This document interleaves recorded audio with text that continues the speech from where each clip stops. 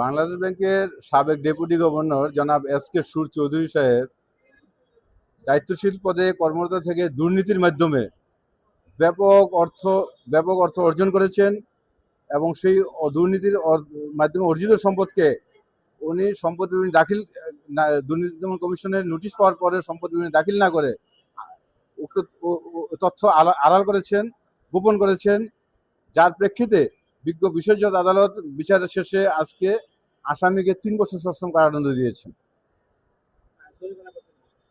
না, শুধু 3 বছর সশ্রম কারাদণ্ডের ঘোষণা দিয়ে তার বিরুদ্ধে দুর্নীতি দমন কমিশন সম্পদ বিবরণী দাখিলে নোটিশ দিয়েছিলেন। নোটিশটি আসামি গ্রহণ করেছেন, বিজ্ঞ আদালতে স্বীকারও করেছেন যে নোটিশ পেয়েছেন। নোটিশ পাওয়ার পরও উনি সম্পদ বিবরণী দাখিল করেন নাই। দাখিল না করার কারণে ইচ্ছাকৃতভাবে দাখিল করেন নাই।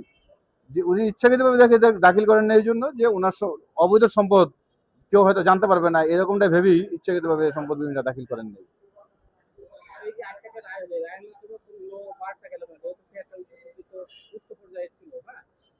রায়ের মাধ্যমে এটাই স্পষ্ট যে আপনি কেউ অবৈধভাবে দুর্নীতির মাধ্যমে সম্পদ অর্জন করবেন, আর সেই সম্পদ আপনি আপনি নোটিশ পাওয়ার পরে দাখিল করবেন না, তারপরেও আপনি যে বেঁচে যাবেন সেই সুযোগ নেই।